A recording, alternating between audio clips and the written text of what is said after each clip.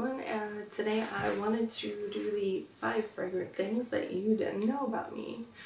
Now nobody has tagged me in particular for this, however I wanted to do it anyway, so I am. Now I've seen Beauty Meow do this, and Smurfy Girly, and Tiff Benson, just to name a few among others, and I do enjoy it. I like hearing about the personal background with people and their fragrances and their fragrance journey.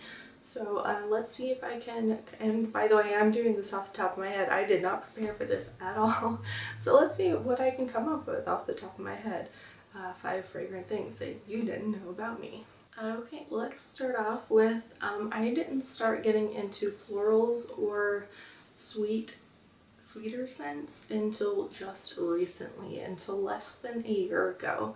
Florals and sweeter scents are a new frontier for me.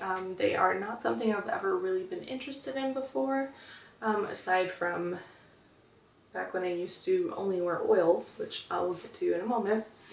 I used to only really wear heavy, dark, woody, spicy, nighttime, winter appropriate fragrances, which is not always the best case, because I've lived in Louisiana and now I live in Florida and it's always hot.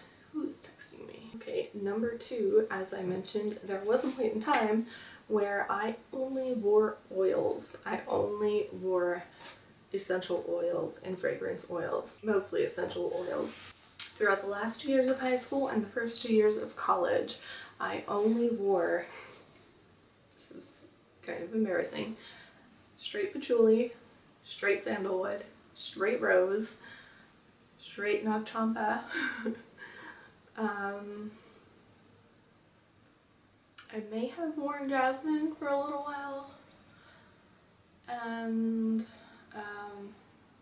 there was this oil called opium that I don't really know what it was. It didn't have a brand. It was in a sort of generic looking amber bottle about half this size, with a tiny little strip of adhesive tape attached to it with handwritten opium on it. So I have no idea where it came from, what the actual scent was composed of, but it was fantastic. I found it a few weeks ago when I was going through things to get rid of, and it still smells just like college. So I kept it. I put some on. I wear it every now and again, mostly around the house, because honestly it's one of those fragrances that I can't have an objective opinion on, so I don't know if it smells obnoxious or not just because of how attached to the memory of it I am, so I wear it around the house. So yes, at that point in time I smelled like only those things, one at a time. A little bit ridiculous, I think. Number 3, I am working on a couple of my own fragrance projects right now. One of them is a perfume that is still in the research phase, and one of them I have got the first batch made, so I'm going to be distributing that for testing, and see, and I'm sure I'm gonna need to redo the recipe a few times, but this is round 1 and we will see how it went. It is not a straight perfume. It is meant to be layered, and that's all I'm gonna say about that right now. Number 4, there was a very long period of time where I pretty much only wore Avon and Mark scents because my skin started becoming very, very sensitive to other fragrances, and so when I started getting away from the oils and trying new perfumes, my skin started having some reactions to a lot of them. And when I discovered that, pretty much I never had any reactions to Avon or Mark or anything, which is, I think Mark is pretty much dissolved at this point, isn't it? I pretty much only bought Avon from then on, and I still have some scents from them that I truly love and I will always repurchase if they're still available, but 2 of my favorites have been discontinued for a very long time, so But yeah, Avon, it was my go-to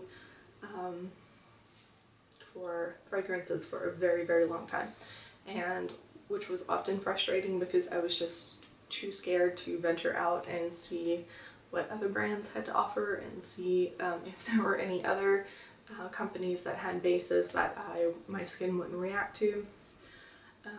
So for a very, very long time, it was only Avon all the time.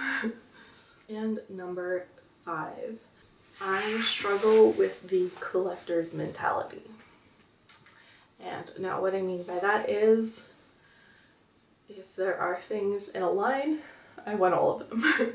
I have the compulsion to have the set, to have each one of them. I have recently started trying to get out of that.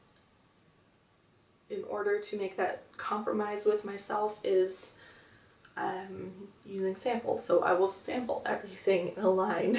So for example, Imari from Avon. So after doing research, I found out that there was Velvet Imari and Imari Satin. So I went back and found those on eBay from a Polish seller, bought those, and then bought the rest of the Imari flankers because I had to have all of them, the set of them, because I didn't feel like it was complete without all of them. So, and when I went through like a lot of purging of personal belongings and just decided that realized that I actually use my things more if I have less of them. So I got rid of a lot of fragrances, and I'm now bent on sampling, sampling, like, oh, it's over there. I have this huge box of samples right now, and I'm about to get more in.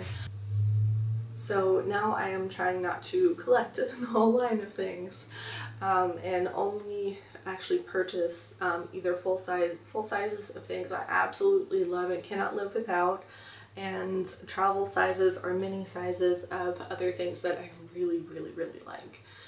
So I'm trying to keep my actual collection small. Fighting that collector's mentality is still a struggle because I still,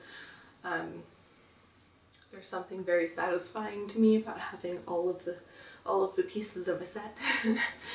Gotta catch them all, and I really don't play that game. So there were 5 fragrant things about me that you didn't know. I hope that was at least mildly entertaining. And that is all for this video. Check out my social media information below, and please click the like button and subscribe.